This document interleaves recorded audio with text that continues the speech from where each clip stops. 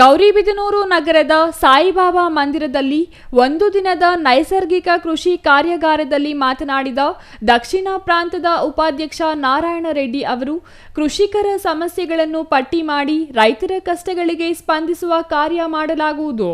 ದಕ್ಷಿಣ ಪ್ರಾಂತ್ಯದಿಂದ ಸುಮಾರು ಗ್ರಾಮಗಳಿಗೆ ಅಭ್ಯಾಸ ವರ್ಗಗಳನ್ನು ಮಾಡಿಕೊಂಡು ಬಂದಿದ್ದೇವೆ. ಸಂಘಟನಾತ್ಮಕ, ಆಂದೋಲನಾತ್ಮಕ, ರಚನಾತ್ಮಕವಾಗಿ ಹೋರಾಟ ಮಾಡಬೇಕಾಗಿದೆ. ಅದರಲ್ಲಿ ರೈತರು ಬೆಳೆದ ಬೆಳೆಗಳಿಗೆ ಸೂಕ್ತ ಬೆಲೆ ಸಿಗುತ್ತಿಲ್ಲ.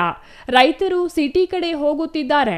ಇದನ್ನು ತಡೆಯಲು ಕಿಸಾನ್ ಸಂಘದಿಂದ ಸುಭಾಷ್ ಪಾಳೆಗಾರ್ ಮಾರ್ಗದರ್ಶನ ಪ್ರಸನ್ನಕುಮಾರ್ ಅವರನ್ನು ಅತಿಥಿಯಾಗಿ ಕರೆಸಿ ತಾಲೂಕಿನಲ್ಲಿ ನೈಸರ್ಗಿಕ ಕೃಷಿ ಕಾರ್ಯಾಗಾರ ಹಮ್ಮಿಕೊಂಡಿದ್ದೇವೆ ಎಂದರು. ಏನಿವತ್ತು ಗೌರಿಬಿದನೂರು ತಾಲೂಕಿನಲ್ಲಿ ಇವತ್ತು ಒಂದು ದಿನದ ನೈಸರ್ಗಿಕ ಸುಭಾಷ್ ಪಾಲೇಕರ್ ಅವರ ಕಾರ್ಯಾಗಾರವನ್ನ ಇವತ್ತು ನೈಸರ್ಗಿಕ ಕಾರ್ಯಾಗಾರವನ್ನ ಭಾರತೀಯ ಕಿಸಾನ್ ಸಂಘದಿಂದ ಇವತ್ತೇನು ಹಮ್ಮಿಕೊಂಡಿದ್ದೀವಿ. ಈ ಒಂದು ಕಾರ್ಯಕ್ರಮ ಯಾಕೆ ಮಾಡ್ಬೇಕಂತಕ್ಕಂಥದ್ದು ಇವಾಗ ಮೊದಲನೇದು ಅಧ್ಯಾಯ. ಯಾಕೆ ಮಾಡಬೇಕು?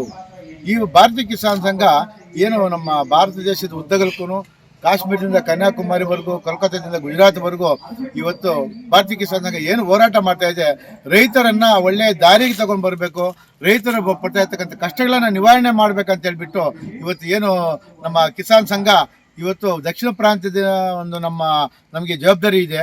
ಈ ಒಂದು ದಕ್ಷಿಣ ಪ್ರಾಂತ್ಯದಿಂದ ನಾವು ಇವತ್ತು ಸುಮಾರು ಅಂದರೆ 15 ಗ್ರಾಮಗಳಲ್ಲಿ ಇವತ್ತು ಗ್ರಾಮ ಸಮಿತಿಗಳಲ್ಲಿ ಅಭ್ಯಾಸ ವರ್ಗಗಳನ್ನು ಮಾಡ್ಕೊಂಡು ಬಂದಿದ್ದೀವಿ. ಈ ಅಭ್ಯಾಸ ವರ್ಗಗಳ ಮುಖಾಂತರ ಇವತ್ತು ಏನು ಸಂಘಟನಾತ್ಮಕ, ಆಂದೋಲನಾತ್ಮಕ, ರಚನಾತ್ಮಕದಲ್ಲಿ ಈ ಒಂದು ಕಾರ್ಯಕ್ಕೆ ನಾವು ಸೇರಿಕೊಳ್ಳುತ್ತೆ. R Manjunath, CTV news, Gauribidanur.